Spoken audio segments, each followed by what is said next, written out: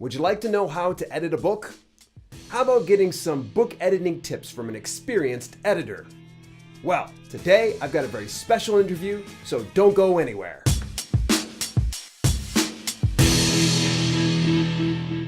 Welcome to Self-Publishing with Dale, and if you want to master DIY publishing, make sure that you subscribe and turn your notifications on to get all my latest videos. Today, I have had the pleasure of actually meeting up with somebody I've been talking about for quite some time, and that person is James Ranson. James Ranson is a Wall Street Journal bestselling editor, ghostwriter, and book coach who has worked with over 200 authors. In addition to founding his own business, the Master Wordsmith, he has done editing and writing work for several digital book publishing companies, including Book in a Box and Authors Unite. He's also the author of Buy Once, Cry Once, How Shortcuts Cost You in the Long Run, and is working on a second book as we speak. Well, without any further ado, let's get to the interview. Hey, I'd like to welcome to the show James Ranson. James is in glorious Columbus, Ohio, and he's right now in our new studio. So, welcome, man. How you feeling? I'm feeling good. It's like, good to be here. Where's the rest of the studio? I know, right? You're like, isn't this just your apartment? This is actually a second on this show, a second time I've ever done an interview actually in person. Oh, cool. My good buddy Jason Brock came here, but we actually did it crunched into the studio. Okay. Which you just got done seeing our office/studio, and there's tons of room in there. But back then, it was a ton of lighting equipment. Oh, so yeah. the two of us were even closer than what, actually literally I think a couple times our knees rubbed against each other in that interview.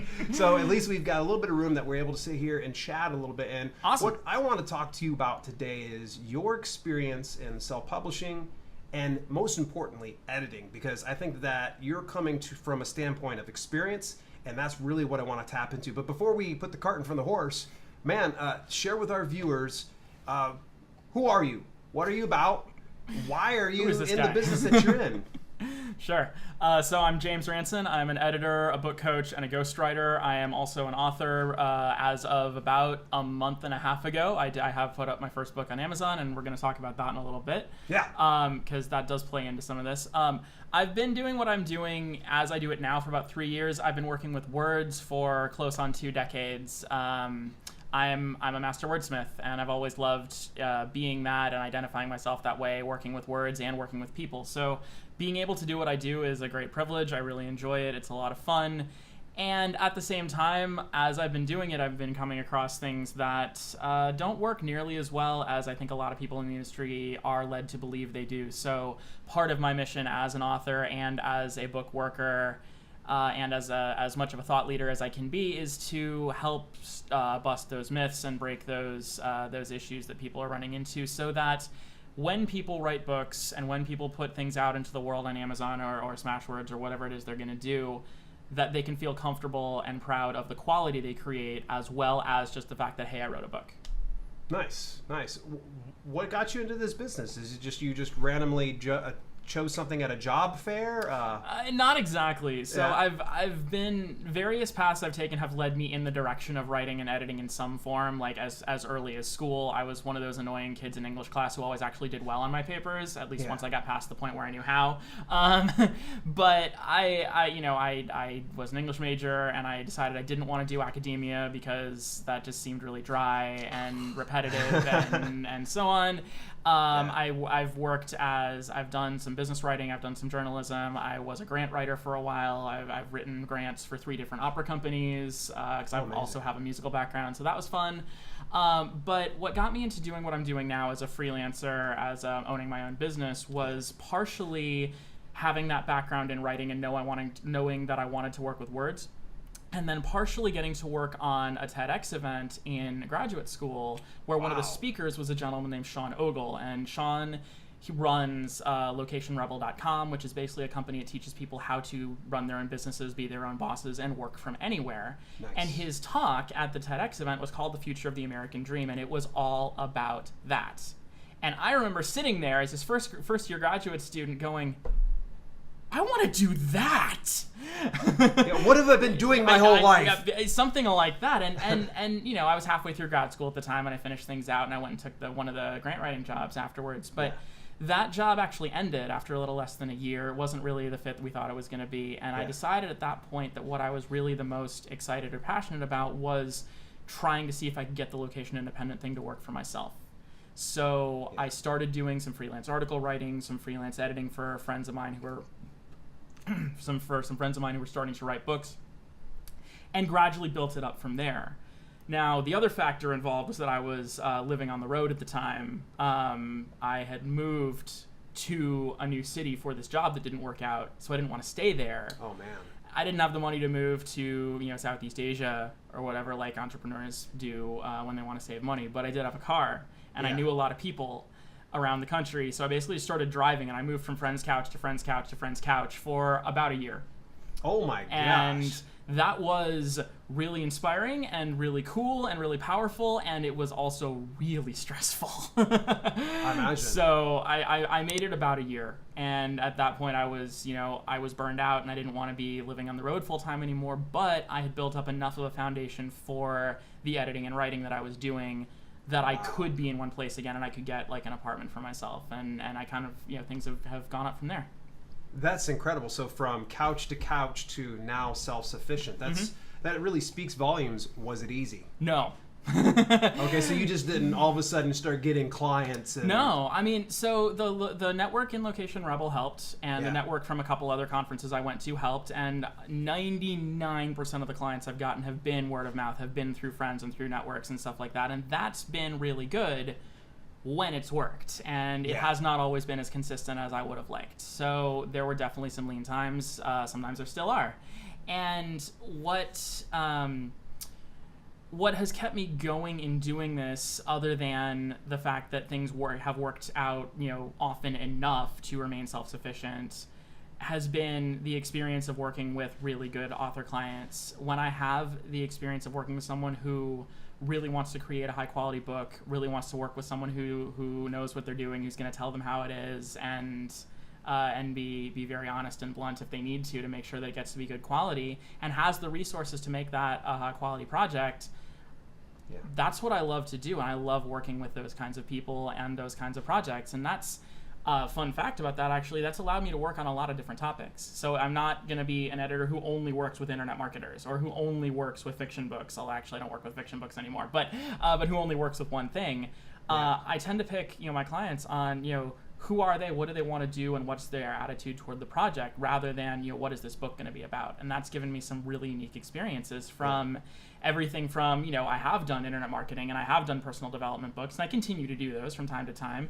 I also did a book once on the right way to adopt a dog, and it was so much fun. Really? It was really fun. So dare I ask, just off the beaten path here, go for it. Was that a pretty successful niche? Was that something that proved profitable? So the way that ended up working out, the author ended up having some physical difficulties right around the time the book was finishing up, so she hasn't been able to pursue it after the book as much as she wanted to. But the book itself was incredibly well received, got a lot of great reviews. Oh, wonderful. And I know that when this author is able to get on her feet again and start putting the back end of the business together and writing more books around that, it's going to be very viable for her. That's awesome. Sorry, I was kind of curious. It's always funny because I get a lot of viewer questions about, well, what's a profitable niche, and what's this, what's that, and I kind of wanted to suss out that answer from you. For sure. Where I didn't want to lead you long to kind of go, well, yeah, of course it's profitable, everybody should get into it. You kind of gave me the answer where it's when time, energy, and effort's put into it, it will be successful, and especially building a back end. And man, that can be a conversation. We can just go. We could go on for that for a while. On that. But since you're talking about profitable niches, I know you've done a couple videos on that, like good ones, bad ones, weird ones, stuff like that. Weird ones. Yeah, the weird ones those are fun. Those are fun. Absolutely. Yeah. And it's an interesting way to think about that. In that, yes, you absolutely can look for this is a niche that has this level of profit or this level of whatever, and if you aren't sure what you want to write about, you could do worse than start looking at that and figure out, okay, there's room to write about something here or something over here or whatever. But the other thing is, about this particular niche that we're talking about, the How to Adopt a Dog, the author of that book had been working in human-animal learning opportunities and human-animal pairings and something like that for 40 years. Oh, so she had the chops. Background. She had the background, so that whether or not the niche itself is going to be profitable, her cred in that niche is going to make it profitable for her. So there's a little bit of a combination here, whereas like, yes, you're going to want to do the market research. You're going to want to figure out like, okay, how competitive is this niche? How profitable is it? All that other stuff that you did talk about in your videos, that all is very, very valuable. Yeah. And that doesn't necessarily mean that you should just go randomly write about something that you don't have any experience in, don't know anything about, or don't really like. Yeah, but most importantly, the last one. I think that sometimes people are too busy chasing the dollar sign that they just don't realize it. So, for instance, I'm never going to jump into Werebear Shapeshifter romance books. I have zero interest in them. There is a market demand for them. Oh, absolutely. But the thing is it just literally, I have no interest in it. And the problem is I have no invested interest in it eventually, other than if I were to hire a writer, which is going to cost a decent amount of money for a good writer. Yep. And then they're going to produce it, and I'm going to go, yeah, that's okay, and I'll end up putting it out there. Maybe I'll make a couple grand my first month, but after that, I really just don't care, because it's just all about money. And you're right. That passion-based business, as well as, you know, knowing when to invest your time into something that makes sense. So yeah, and to you, I mean, even to use you as an example, the majority of your books that I'm aware of are all fitness related. Yeah, because that's been a huge background for you. That's been something that has been like one of the major stories of your life for quite some time, is your involvement in fitness and your involvement in, you know, being a pro wrestler and all this other stuff that you've done. I couldn't write about that. I mean, I could, but it would probably suck, and I wouldn't like it very much. And I'd have to, you know, I would have to work that much harder just to produce that content that you could probably do off the top of your head, because you already know it, you're already interested in it, and you have a background therein. Conversely, like, I'm writing about how to write good books, and I'm writing about, you know, what does it mean to bring quality into a writing process that is very often focused on speed and price. Not everybody can do that, because not everybody's interested in it, and that's fine. Yeah. You know, I could speak on some things such as that, you know, but unfortunately, it's kind of like opposite for me. You know how you feel about fitness. I feel like I can't write a book about writing. I can talk about publishing. Yep. But I'm not going to talk about writing, because honestly, I know what gets by for me in the fitness industry. But if somebody were to come up to me and say, hey, how do you write a good quality fiction book? I'm not going to be able to tell you. I've got a tenuous grasp on it at best. I've got a good grasp, at least on storytelling. But when at the end of the day, if an editor were ever to get a hold of my fiction book, they would just commit Harry-Carry at that point. Right. They'd probably just jump off a very high building. Yeah, they're like, oh my gosh, dude, seriously, quit the business. Yeah. Well, and even on the nonfiction books, you've talked about how you've needed to use an editor, you know, even though it is something that you know about, and it is, you know, and that comes into it as well. I mean, we can also talk about the fact that I just don't edit fiction for some of the reasons you were just talking about, but I also love reading it way too much. So, like, if I had to make editing the stuff I love to read my job, I probably would go crazy. Yeah. So. And it's I think to me, for nonfiction, at least coming from the realm that I am, I know where to find the resources. I know where to find where I can cite resources, where I can really bring in actual, you know, statements that are true and not just anecdotal. Yeah, absolutely. And that's so huge to me. And I know that was one of the things that my editor reeled me in on, where she's just kind of like, you can't say that. She's like, no, you can't say that. Like, you know, you need to have proof. She's like, because otherwise you're in some real hot water. Somebody goes and hurts themselves based on your advice. Oh, so, absolutely. I don't know if you've ran into that in your editing ventures. Has that ever been an issue for you?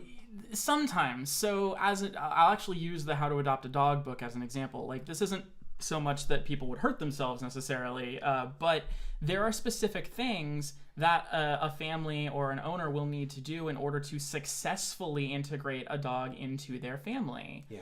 And if you don't do those things, if you do them incorrectly, if you half-ass them, if you don't do them in the right order, etc., you will probably traumatize the animal in some ways. You will hurt the makeup of your family. You will probably end up having to take the dog back to the shelter or whatever, and that's always, you know, really sad. Yeah, it is. Now, the reason I'm using this as an example is that the author of that book basically said to me at the very beginning of this, I have, in the work that I've been doing and the research that I've been doing for almost 4 decades around this, I have determined, and the research backs it up, that there is in fact a right way and a wrong way, or a right way and a lot of wrong ways to do this. And if we're going to write a book about this, I need to be able to say, this is the right way, and here's why. Nice. And that was a big part of the book, being able to be very, very clear on this is the right way to do something, and this is why it's the right way to do it, while retaining a certain amount of clarity and accessibility and, frankly, enjoyment in the reading process, so it didn't just start to read like a user guide.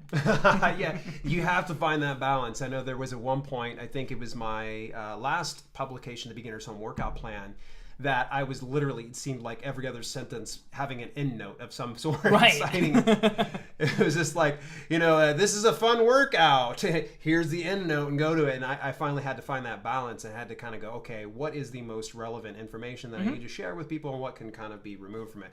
Well, or put in like an end note at the end of the book, like, these are the resources we used, kind of thing.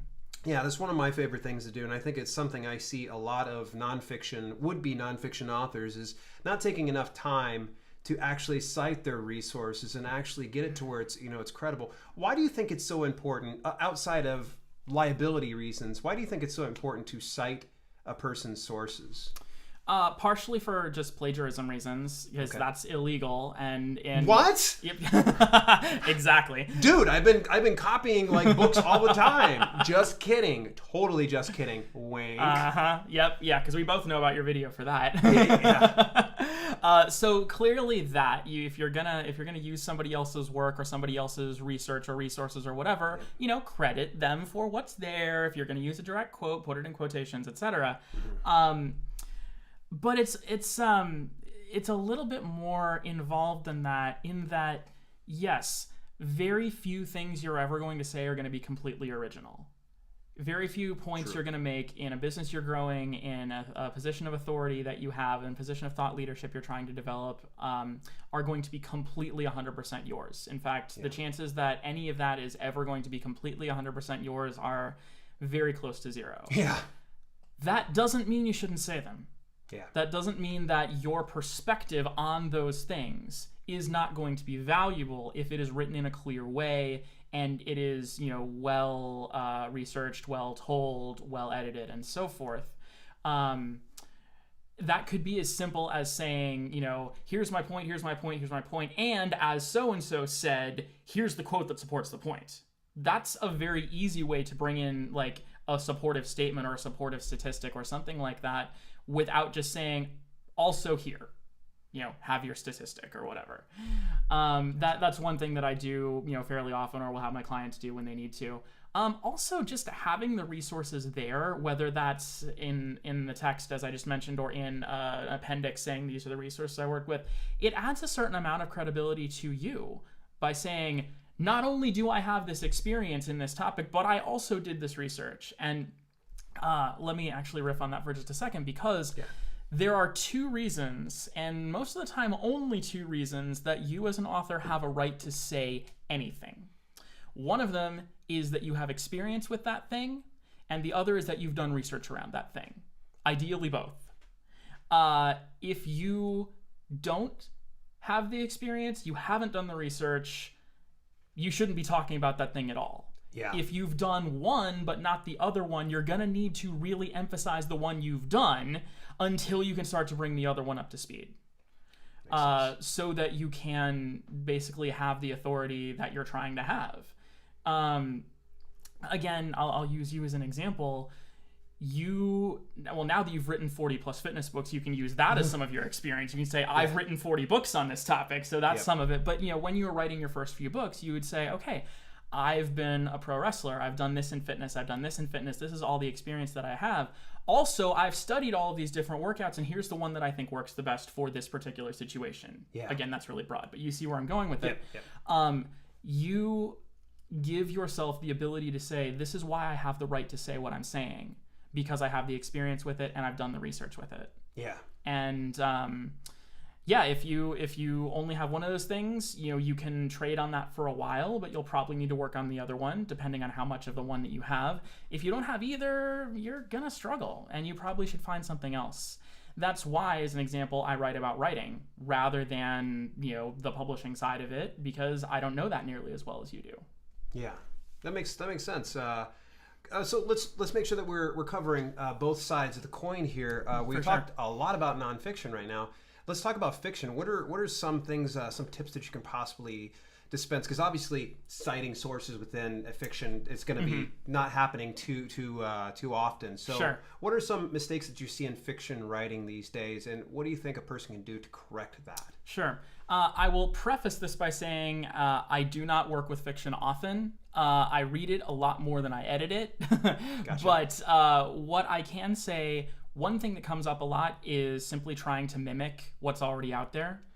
And you were talking about the were creature, paranormal romance, whatever it is. Yes. There's a lot of that out there. And okay, yeah, it's fun to write. And if you want to write it for fun, then by all means write it for fun. But simply mimicking what's already there is it's going to come off as flat. It's going to come off as derivative. It's going to come off as like, okay, you're simply trying to jump onto a particular bandwagon that a bunch of other people have already jumped onto. Yep. Finding your own voice will involve reading lots of other voices and maybe attempting to write like other voices just to see what it's like or to see what happens there. But your individual voice is never going to be the same as somebody else's. Your individual voice is going to be your individual voice. Yeah. It'll take some time to figure it out. It'll take some time to find out what that voice is, and that's fine.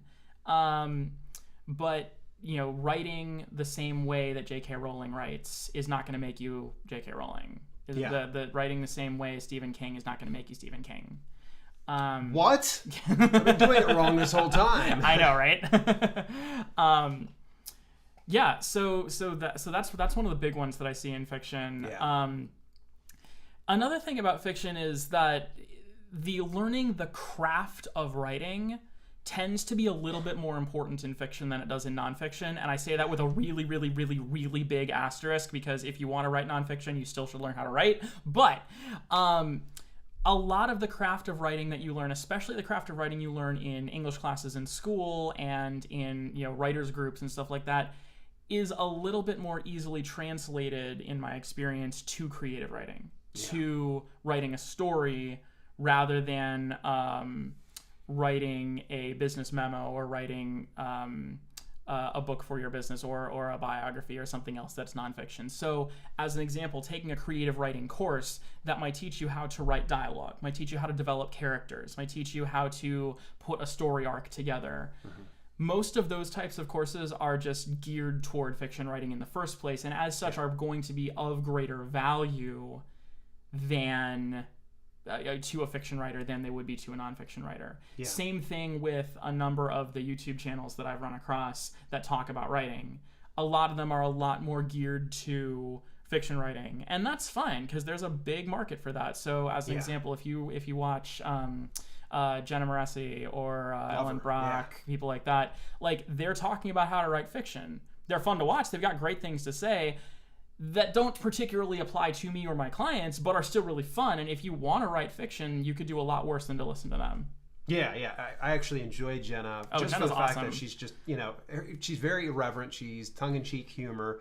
And actually I've learned a thing or two from even just what I could even apply within my nonfiction business. Oh, good deal. But at any rate, let's shift over to editing, which is, I think it's just such an overlooked component in self-publishing. Why do you think that is?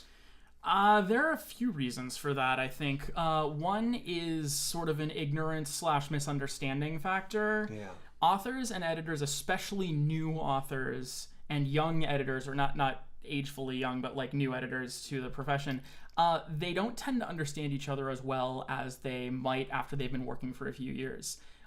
Especially if you took English and creative writing and other stuff in school and maybe didn't do as well as you might have wanted to. Maybe you got a lot of papers back with a lot of red ink all over them. A lot of people, and I did too. I mean, like, it took me a while to get up to the most of the A's. Like, I got my share of C minuses at the beginning too. Yeah. A lot of people, when they haven't had the chance to learn better, tend to think of editing as the same process as getting a paper back with a bad grade on it. that the editor slash teacher slash whoever that person is sort of standing up on high with a gigantic red pen and stabbing their work with the red pen. They don't do that? I thought they did. At least mine. That's my point. A lot of people do tend to think that. Yeah. And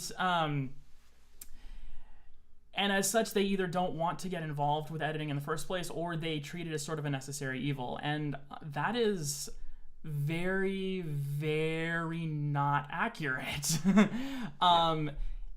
If you're going to work with an editor, yes, they are going to make alterations to your text. They are going to change things, cross things out, move things around, add suggestions, all this other stuff. But they're not doing it because they think your work sucks. They're not doing it because they want to show you how bad a writer you are, and they're not doing it because they want to make you feel stupid. They are doing it. I will even just speak for myself. I will do it. I do it because my goal and the goals of most of my editing colleagues that I know are to make your work the best that it can possibly be. And the somewhat unfortunate truth of that is that in order to make it really, really good, it has to go through some transformative changes, which means it's going to have to bleed a little bit. And that still might not be the most fun thing in the world, but if you understand that you'll be doing it with a really amazing goal in mind, and you'll be doing it with the support of someone who cares about the text as much as you do, that is a much different experience than you hand your paper to somebody and then you get it back with a gigantic red F on it and a bunch of red pen all over it. That's it. It's like night and day. Yeah. So that's one thing. Another thing is that there is a time question that goes into this. How long should editing take? How long does editing take? Where does it fit into the process, and how much time should I budget for it? And there's often a disconnect around that because authors will want to get done, whatever editing they need to get done very quickly. Editors will want to slow down somewhat so they can take their time and make sure that they do the job really well, and also so that they can interact with the author and say, hey, I found this here on this page. I don't quite understand what you're saying. Let's try and clarify it. Yeah. The author will then have to take time to respond, and they'll have an interaction over it and so forth.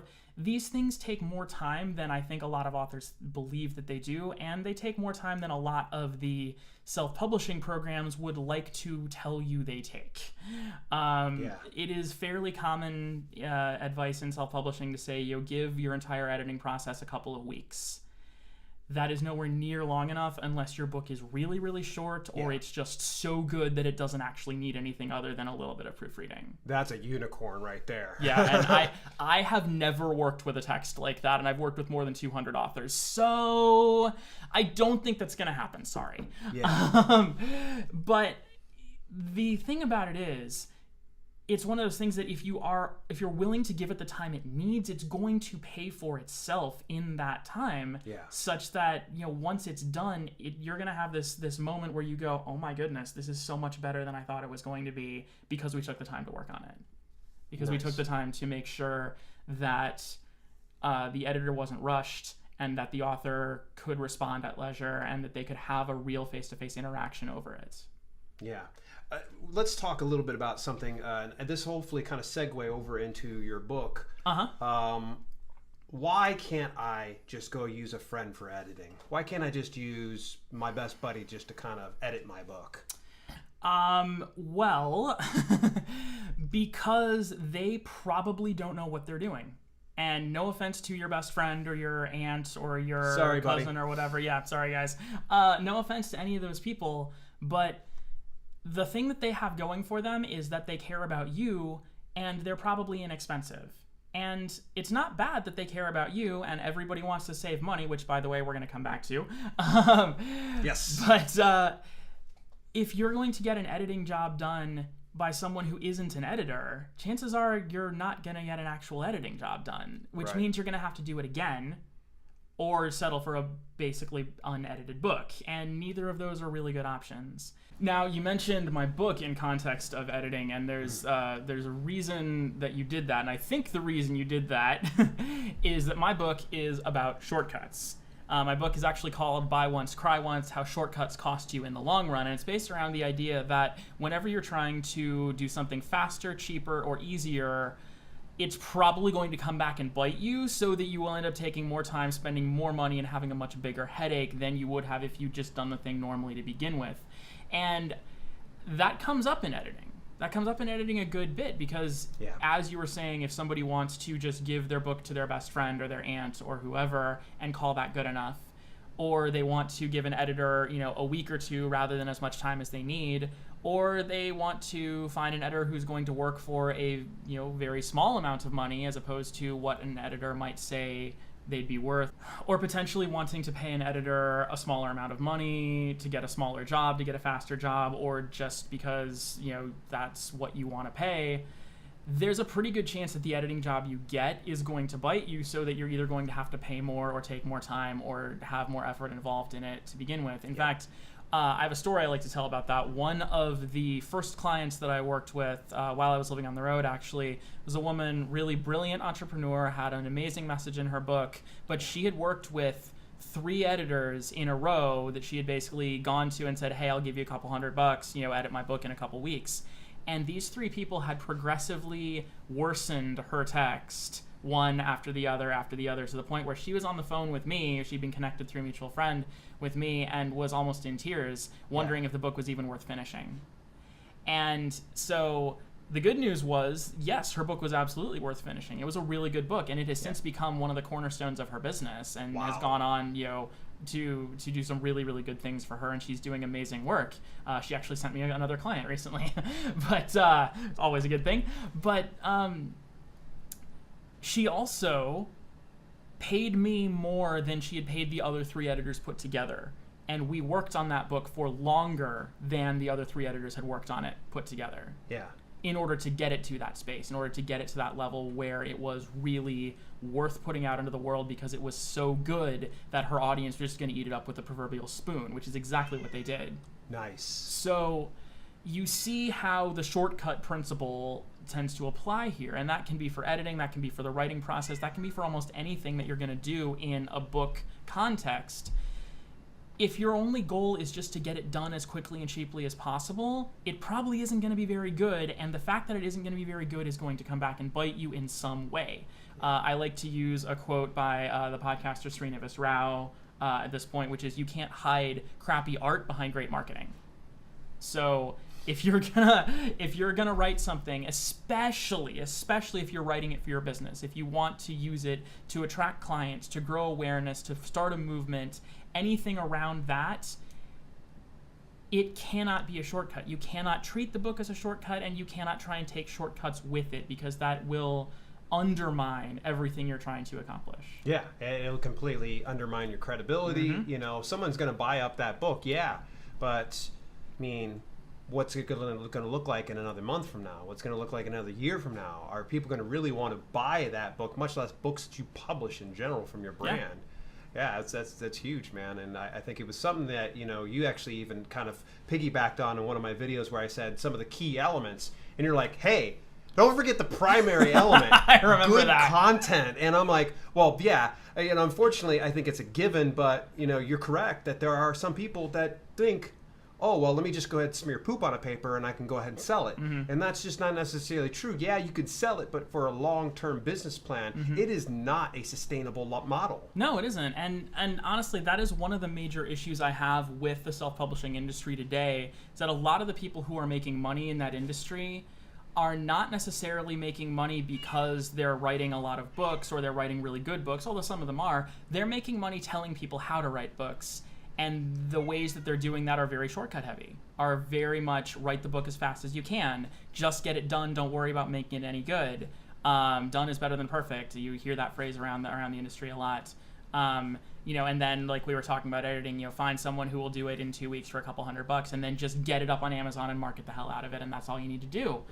Honestly, if someone wants you to pay them $1,000 to tell them that, to tell you that, you should not be paying them $1,000. No. You shouldn't be paying them anything. Yeah, and it's so incredible. And I think it's starting to, it was a conversation that my buddy Emeka and I were having yesterday, that a lot of those would-be gurus and experts in self-publishing that were big a couple of years ago have already picked up, the stakes and moved out of town, and they're already on to Shopify stores or merch stores or other things because they've realized that the audience is becoming smart to publishing. They're starting to realize there's a difference between the large publishing house books and the self-publishers, and they're being a bit more fickle about what's going out there. And so unfortunately, the expectations are starting to raise in the audience, and I think that's important that, yeah, you're right. Content is absolutely perfect. And if I ever say is done is better than perfect, let's be real here. Let's be realistic and let's be serious for a second. Don't put garbage out, all right? That's the important thing, is don't put garbage out. Yeah, and if you want to, okay, the one time that done is better than perfect works is for your first draft. If you're writing a first draft, just write the damn thing. Yeah, yes. Just get it done. That's fine. Amen on that. And because your first draft, the goal of a first draft is just to finish it, and it doesn't matter if it sucks because then you're going to work on it more. Yes. The problem is when you try and apply, or you are instructed by one of these gurus to apply done is better than perfect to the entire process. That's when it becomes problematic. Yes, absolutely. I love that you said that. This is needed to be said, and I think it comes great coming from an editor. And I'm glad, and that's the thing, you don't hear from us very much. Editors we tend to just talk to each other a lot, so that's something I'm trying to change. But I'm glad, by what you're saying, that there are a number of these gurus who are kind of backing away from it now because the audience is getting smarter. I'm really glad to hear that. They're not all gone. There are still a number of them out there. There are ones who have, 7-figure businesses doing that. Yep. And just be careful. Like, they may have a few valuable things to say, but they are not there to make sure that you have a successful experience. They are there to make sure that you go through their program, and that is not the same thing.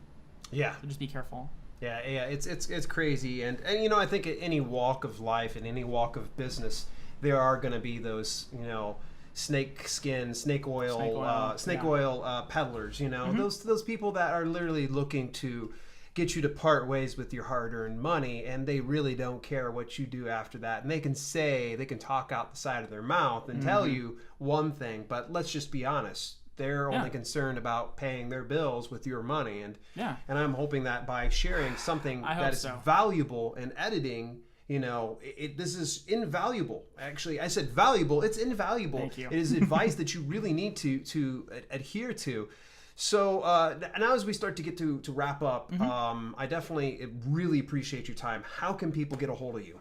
Okay, so I'll do the shameless plug first. My book is available on Amazon. Again, it's Buy Once, Cry Once, How Shortcuts Cost You in the Long Run. That book is not specifically related to publishing, but it has a lot that you can learn as a writer and as a publisher, or in any kind of business that you have. My upcoming book that I'm currently outlining, should come out early next year, is directly related to writing and publishing. Nice. And the working title right now is Don't Write a Crappy Book. So keep your eye out for that one. I cannot wait to get my hands on that one. In the meantime, my website is themasterwordsmith.com. JamesRanson.com is in process. That'll be coming up soon. I'll give you guys an update when that comes out. You can also follow me on Quora at James Ranson or The Master Words, and you can also find me on Medium at James Ranson or The Master Words. Super. Hey, man, I really appreciate you taking the time for flying all the way up from hot Atlanta no problem. to here in Columbus, Ohio. He came specifically for me. Yeah, we're just going to go ahead and just say that. But I really do appreciate it. It's like wink. I'm going to make the little sound effect on it. I really do appreciate it, man. Thanks. I appreciate it. Dude, my pleasure. Happy to be here. Well, that's going to about wrap up today's self-publishing interview. I wanted to say a special thanks to James Ranson for stopping in town and spending a little bit of time with me so we can kind of chew the fat on how editing really makes a huge difference on your book. If you'd like to learn a little bit more about James, make sure that you visit the sites listed in the video description below. In the meantime, if you enjoyed today's video, make sure that you share it with at least one other person into DIY publishing too.